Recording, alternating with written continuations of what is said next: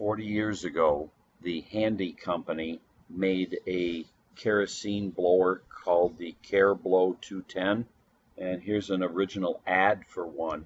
You set it behind the radiant style heaters and it picked up air from the back, blew it over the top of the heater where it was heated, and it distributed the air out into the room. I've been using mine on and off for the last 40 years, and the motor has finally gone up.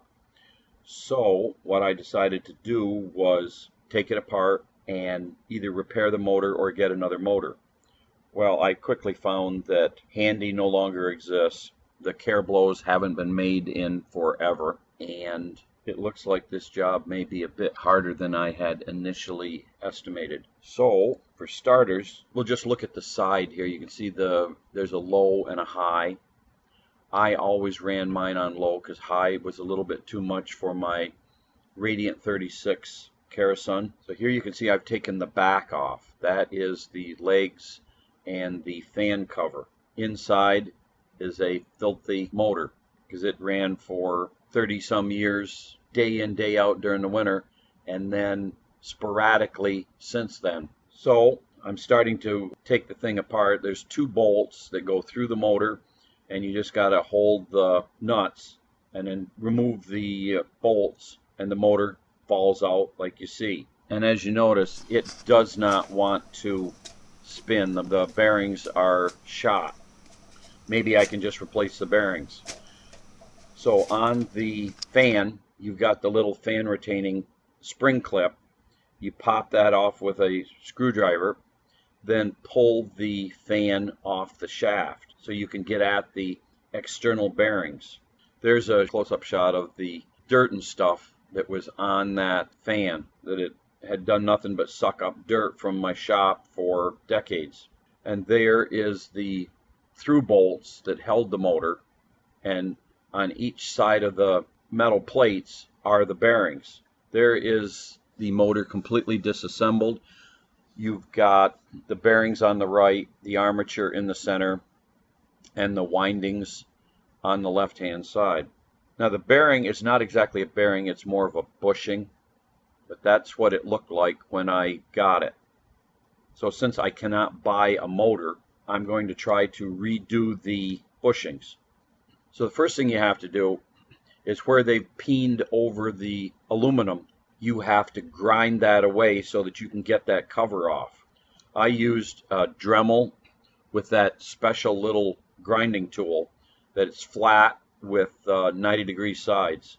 And once you get that, then you pry the center ears up, and out comes the little bushing that you see. There's a side view, so you can see where I've pried the little ears up, and that allows you to get a screwdriver in and pop that little brass plate out, and you can see that the way they oiled it, it was just a piece of felt. When all the oil was gone in the felt, the bearings set up. So in my chemical closet, I had some 3-in-1 oil, which is as good as anything for this operation.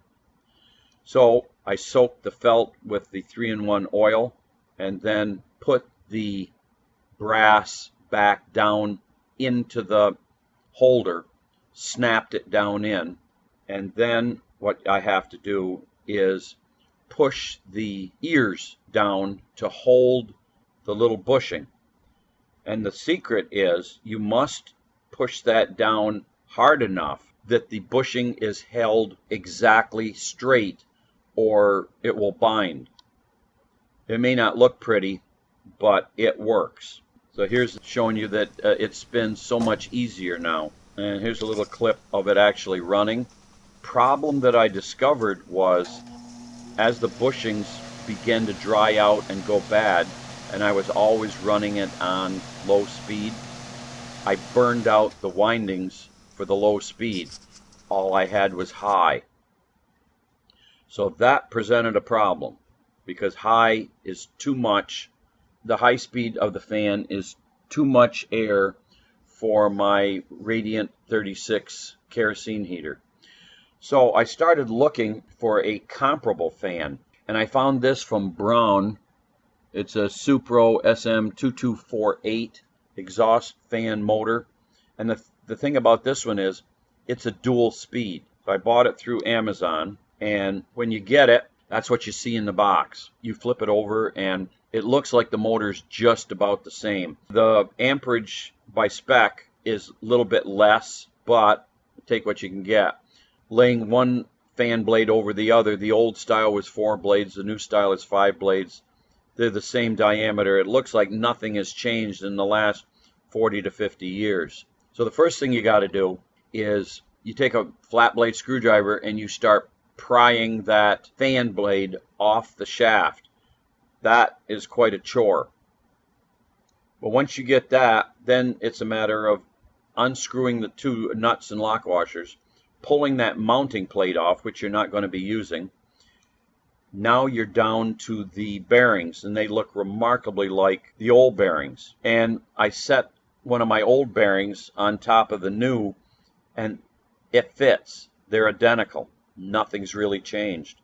So if your Ker-Blo 210 actually had good windings for low and high, all you'd have to do is take the new bearings and put them on the old armature, and your motor is like brand new again. For me, I did not have that luxury because the low speed windings were burned out. So the next mod I tried was, why don't we just take that complete motor and put that in place of the bad motor? As you can see, there's a height difference on the back bushing assembly. So what you have to do is you have to turn the bearings around, put the left side on the right and the right side on the left, or front to back, however you want to call it, to get it to set flat against the wall of the Ker-Blo. Of course, the wiring is a bit different. You've got that modular plug. Well, that has to be snipped off. So anyway, looking down on this shaft, you can see that I've got the bearings turned around, and the motor doesn't care which side is which. So I slid the screws through, put it through the wall of the Ker-Blo, and tighten it down with the new nuts. And there is the motor in place. And then with some miniature blue wire nuts, I put red to red, black to black, and white to yellow, figuring that is probably the correct wiring sequence for off, low, high. Miniature zip tie to hold all the wires out of the way, keep them away from the fan. And then I put power to it, and I had low speed and high speed. So looks like we're on our way to getting this Ker-Blo back in operation. Problem is the fan hits the outer cover. The armature is a bit too long. So what to do? I changed the new fan for the old fan. Didn't work. It still hit. So then I got the bright idea of, what if I take the old armature and put it in the new bearings, because the shaft diameter is the same, and I put that in and it still hit. So what I ended up doing, I pulled that little blue bushing out from the armature, and that allowed the armature to set into the motor so that the fan would clear the back cover. And I did another test, and it's back far enough and it runs fine. So then I put the cover on and tested it. It clears. I got low speed, I got high speed.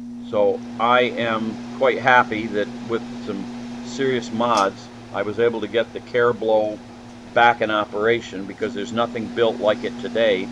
And if you use one of the old Radiant kerosene heaters, this is mine right here, my Radiant 36 that's been in service since the mid-80s, had multiple wicks over the years, and it sits in the corner of my workshop.